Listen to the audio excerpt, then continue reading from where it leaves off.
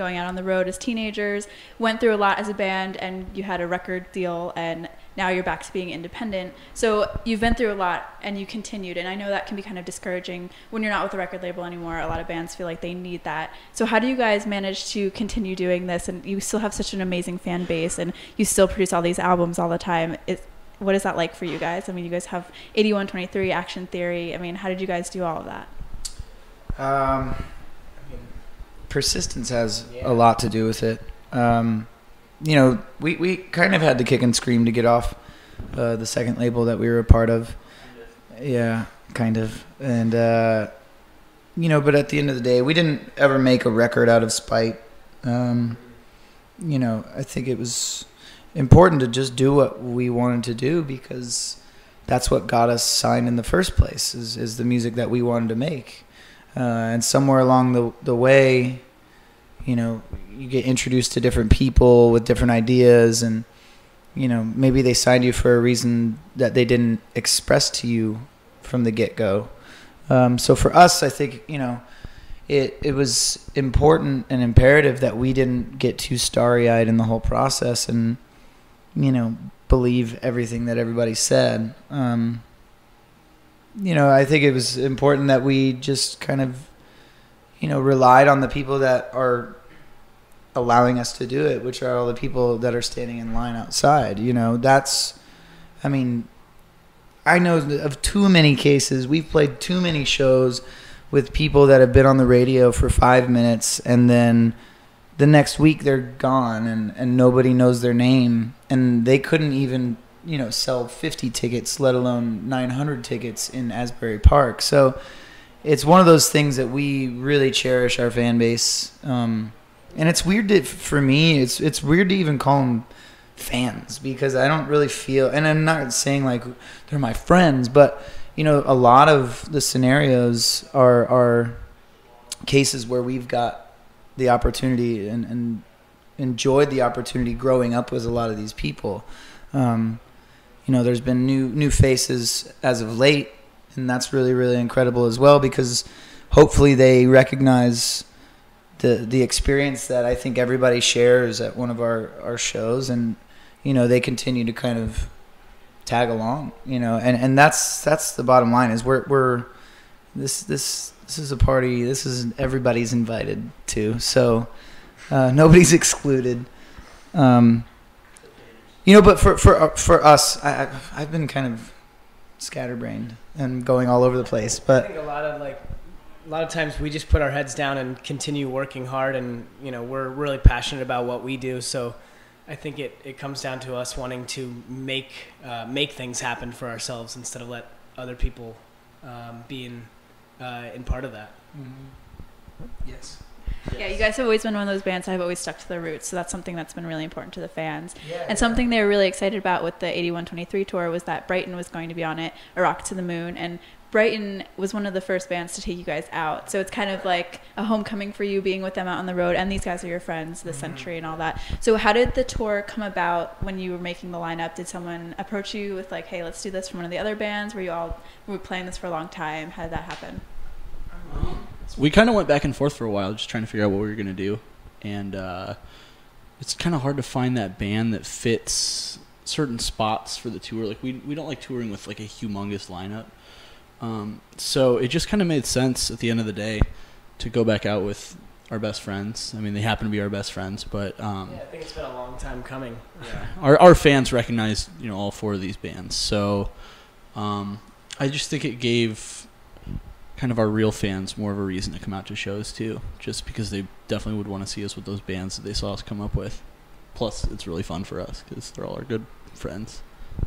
Now, it's really sad that Rocket to the Moon will be disbanding after this tour, so as a tribute to them, because I've interviewed them before and they're great guys, could you guys say a favorite memory that you've had with them? I'm sure you have a million of them, but is there anything stand out of any one of the members or any touring with them?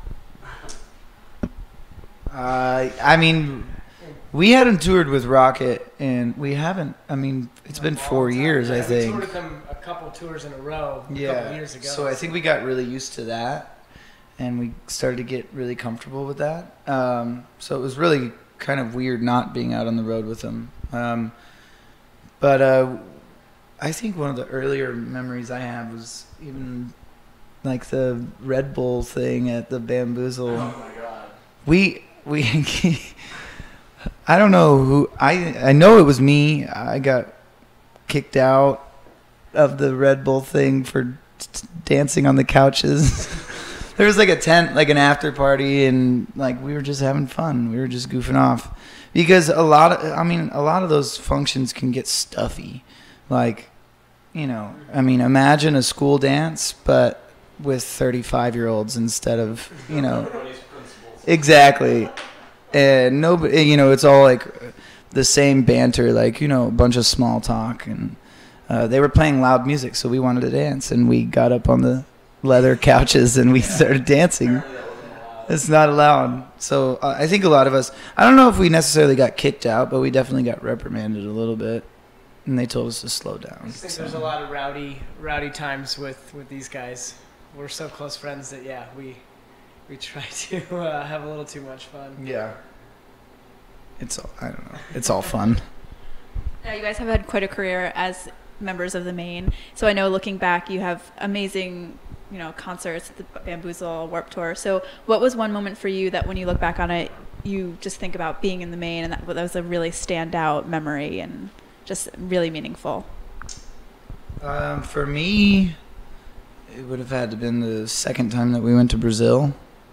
I don't know, for some reason, people like us down there, and it was a show that, like, I know, at least in Sao Paulo, all of us were pretty blown away, and we were the only band that was playing that night.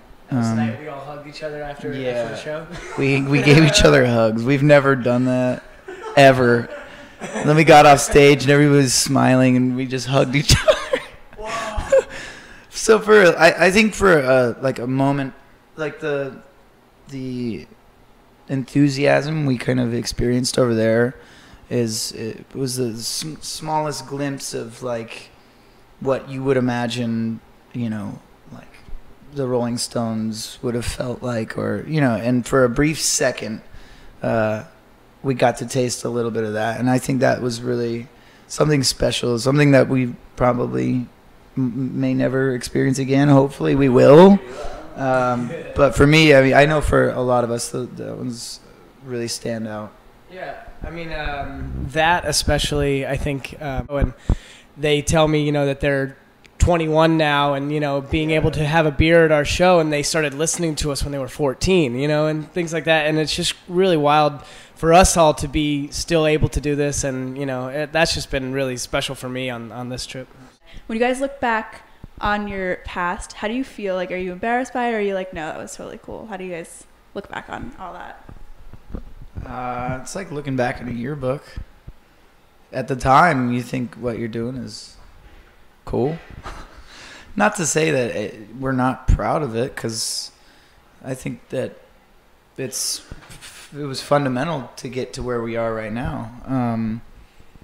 It's all learning experiences. We're just fortunate that we were able to make, our fourth record, and people still seem to kind of care, and people are giving us the time of day still. So, it's fun to look back at because. Old haircut. Yeah, exactly. It's I don't know. How do you feel when you look back at yearbooks from when you were younger? I think it's fun. Exactly. Yeah. I don't know. It's weird to think, because I feel like our headspace now is in a completely different realm than it was back then. So it's kind of hard to associate your brain and your thought process with your 18-year-old, 17-year-old self. But like I said, we wouldn't be here without that stuff. So you can't really regret it, And most of the fans that wanted to send you guys questions for foreign, they're from out of the country, which is funny that you brought up that. Mm-hmm. So they want to know when you're coming. They just want to know, when are you guys coming? I know you guys have Warped in the UK. That's coming up soon. So they want to know what's going on and where you want to go. Is there any place that you haven't been yet? Yeah, we just announced a bunch of different stuff. We announced the Warped in the UK and in Europe. Where I think is Switzerland. I think that's a show. Yeah, we just announced Australia. We can't announce some stuff because it's not completely set in stone. But that should give hope to those who are expecting us to return. Yeah, we're going to Singapore for the first time. We would love to go to Japan. We've had a bunch of friends that have gone and had a blast. I think we'd love to just keep on playing new places. Yeah. Anywhere around the world is really. There's plenty of spots too, and it's so strange because, like recently we got to visit Italy and Spain for the first time. So to have that under your belt and then want to go back is one of those things that we're all looking forward to, and of course South America and all over. But yeah, the stuff that we can announce is still the details are being ironed out, and we will announce as soon as humanly possible, I think. Well, they'll be really excited to hear that. Yeah. And a lot of times when fans think of you guys, they think of Arizona because that's where you guys are from. So when you guys go back home, do you guys get recognized? Do people treat you differently, or do they think of you guys as rock stars, or is it kind of just like you're back home and everything's cool? I wish girls recognized me back at home. They don't. No, they don't. Yeah, no. It's the same, and nothing changes. No. Yeah, not really. It just depends on where you go. I think, if you're in like an area where our fans like to hang out. Yeah, I mean, if we were to go to like a show, then maybe, but Normal lives other than that. yeah, nobody's Fine. Aloha Kitchen. Nobody's really saying what up. So you're finishing up the 81-23 tour. You got Warped Tour in the UK. So what's coming up next? Any music videos? I know you just released Forever Halloween. So anything new coming out? Yeah. We actually filmed 2 videos. We did These 4 Words, which we already put out. And that same weekend, we filmed another one for Love and Drugs, which is getting close to being finished. I think I think the date was nearing the end of July that he said he would be kind of finishing up with it. We had attempted to do one for Love and Drugs prior to that, like 2 weeks before we ended up shooting these last 2, and it just lack of vision, and I think lack of vision. Lack of just Yeah. lack. There was a lack. It lacked. So we didn't panic. I mean, we might have panicked for a second, but then we ended up doing the 2 with Daniel Gomez, who did our video for Misery, and somebody that we really trust, and somebody that has a clear idea of how he kind of foresees everything playing out. So we do have a video coming out. Other than that, I'm not more touring. Yeah, and then a lot more, fun stuff on the 8123 website and through our Facebook and stuff like that. So, I mean, if people keep checking back, they'll figure out some neat things that we're doing. Neat. We've got champagne taste, but not enough